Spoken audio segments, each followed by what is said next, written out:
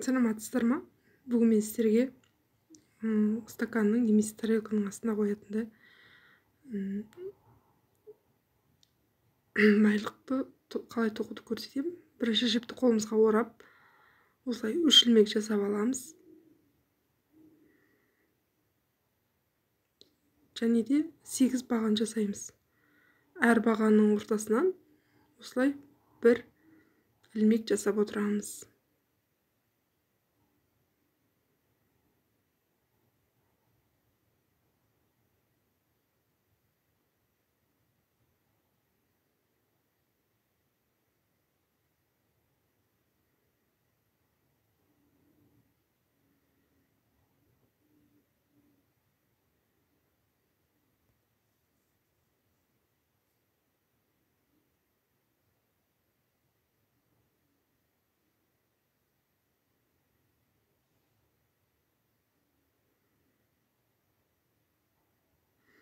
Міне біздің 8 бағанымыз дайын.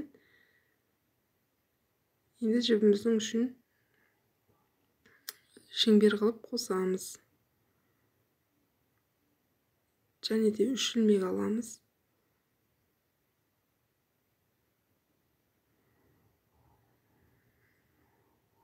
Әрбір ілмектен осылай тағы да 3 баған жасаймыз. Ортасынан және де ортасынан 3 ілмек жасаймыз. 3 бағанымыз дайын. Енді 3 ілмегімізді жасаймыз. 3 ілмегімізді жасадық. Енді тағы да баған жасайтын боламыз.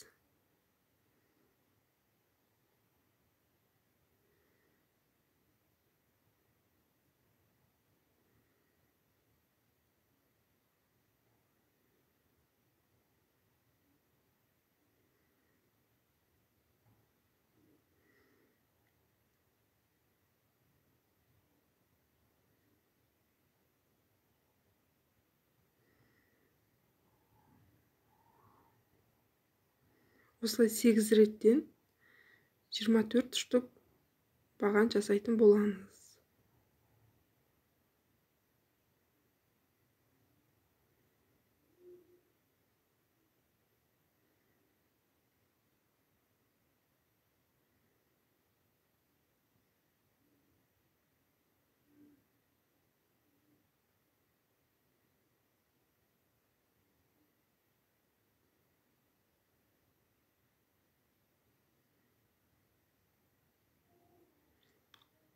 Міне 24 бағанымыз дайын. Тағы да жібімізді шеңберге қосамыз.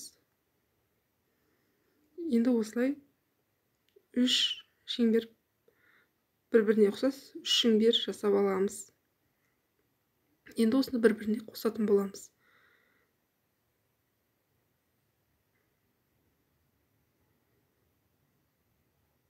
Тағы да 3 ілмек жасаймыз.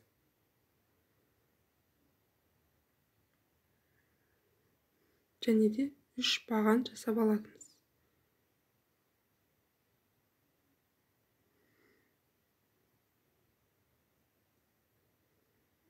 Бір ілмек және тағы да 3 баған. Барынша қазақша түсіндіруге тырысып жатырмын.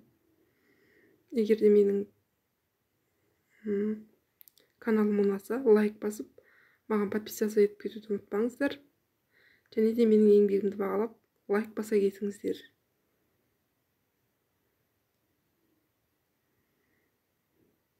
Тағы да 3 баған жасаймыз.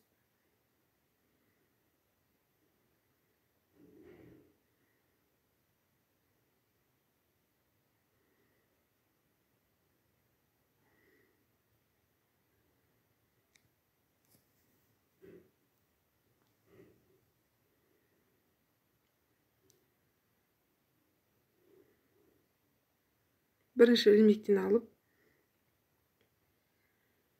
осылай біріншіге екінші шеңберімізді қосатын боламыз.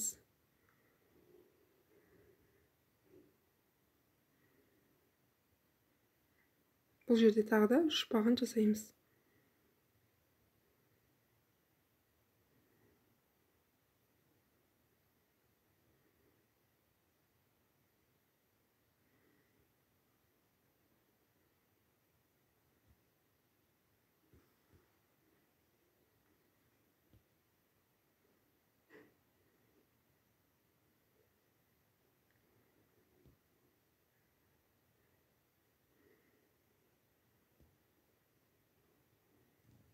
біздің бұл майлықтарымыз жүрекше пішінде болғандықтан осылай жүрекшенің басын шығару үшін біз енді 5 баған тоқитын боламыз.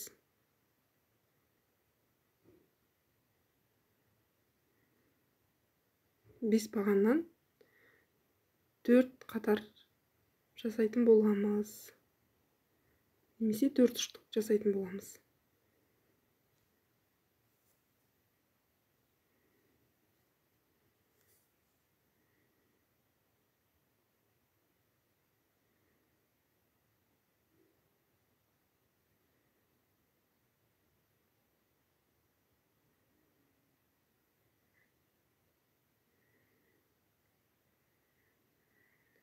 Енді тағы да 3 баған жасаймыз.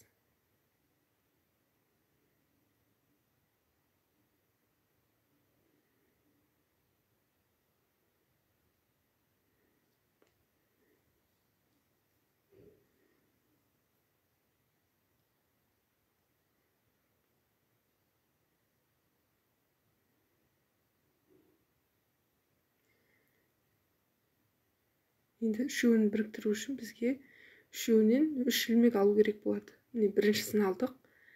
Енді екіншісін алатын боламыз.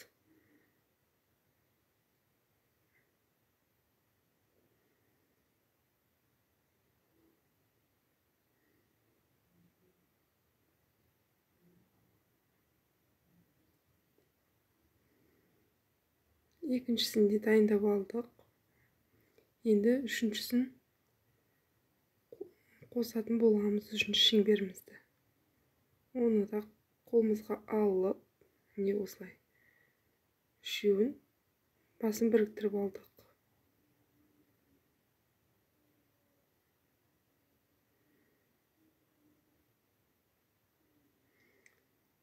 Енді тағы да 3 баған жасайтын боламыз.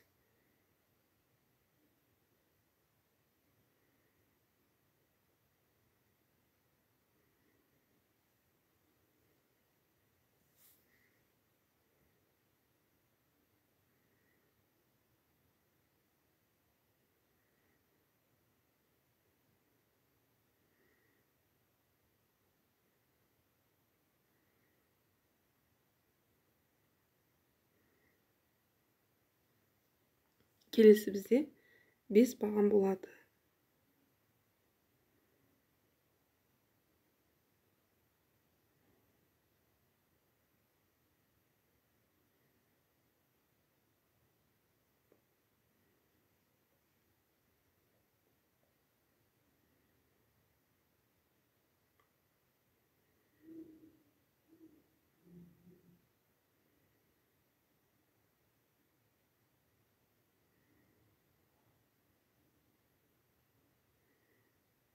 Үш баған жасап аламыз.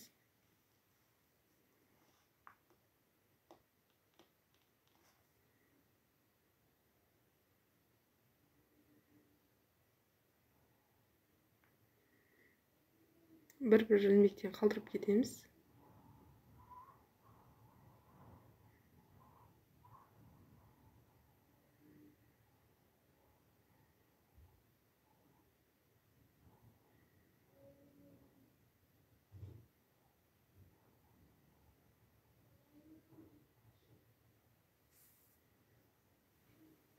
Тағы да 3 баған жасаймыз.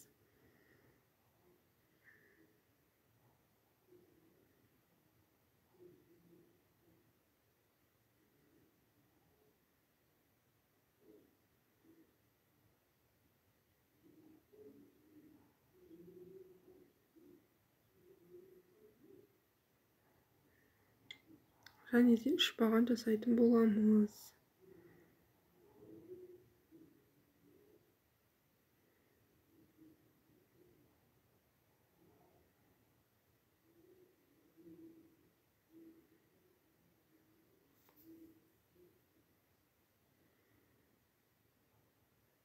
Үш ilmek ілеміз. Осылай біздің бірінші қатарымыз аяқталады. Енді екінші қатарымызды бастайтын боламыз.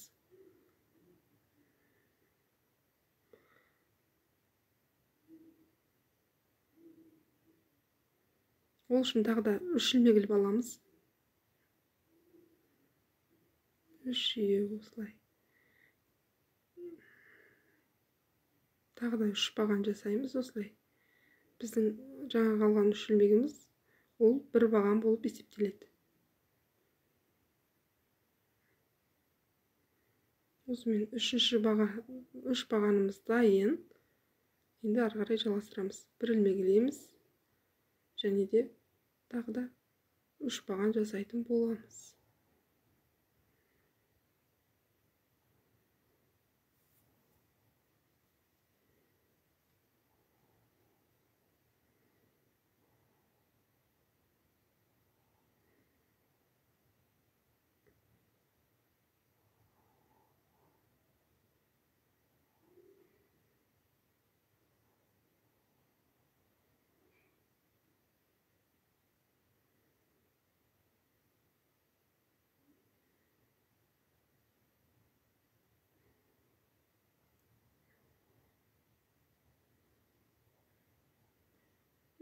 Бұл тоқымамыз сәнді көріну үшін біз осылай 3 ilmek іліп, екінші бағанның басына кішкене сәнді көріну үшін осындай гүл іспеттес қылып тоқып кетеміз.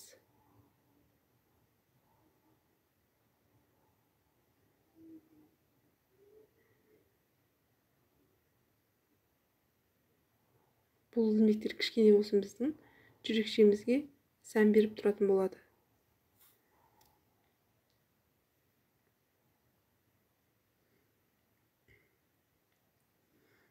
Жүрекшенің басын шығару үшін біз тағы да осылай 5 бағанымыздың тең ортасынан осылай бір 3 баған қосып тоқитын боламыз.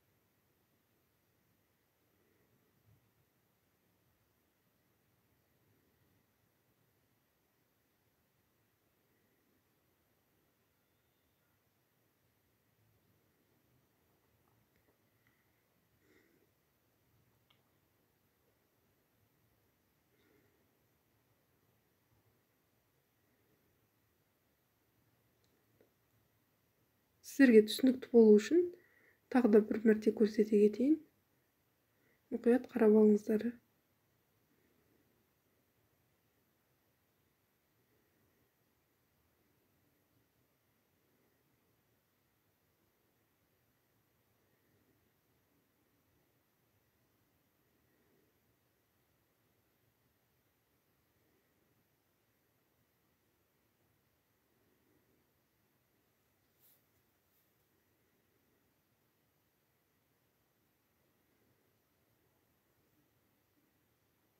Осылай екінші қатарымызды жүріп шығатын боламыз.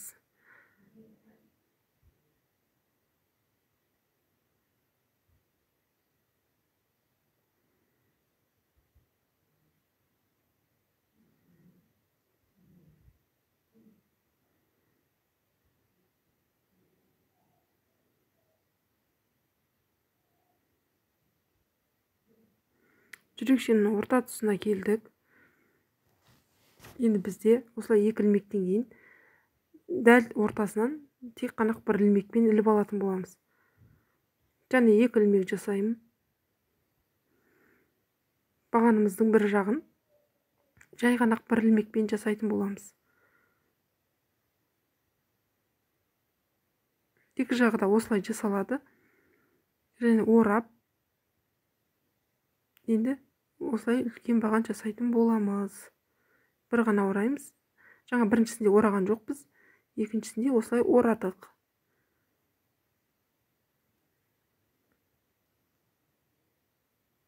Осы жері сіздерге кішкене түсініксіз болып қалса, мен бұл жүрекшенің суретінің үлгісін видеоның соңында қалдыратын боламын. Және де 5 бағанның ортасынан аламыз. Осы жерге тағы да 3 баған жасаймыз.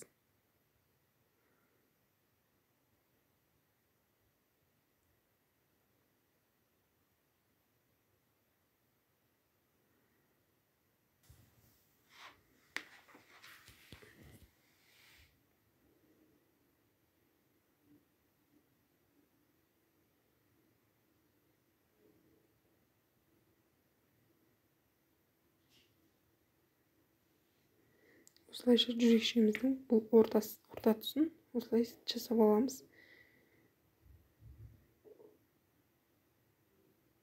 Енді міне соңына да келдік. Тағы да соңында 3 баған жасаймыз.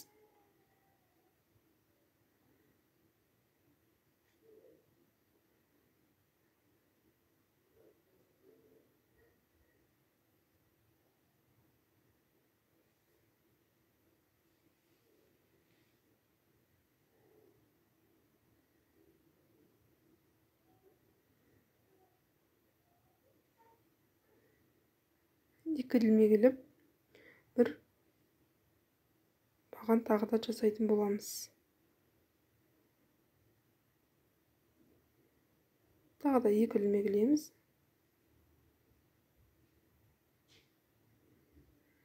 Осылайша екінші қатарымызды да аяқтаймыз.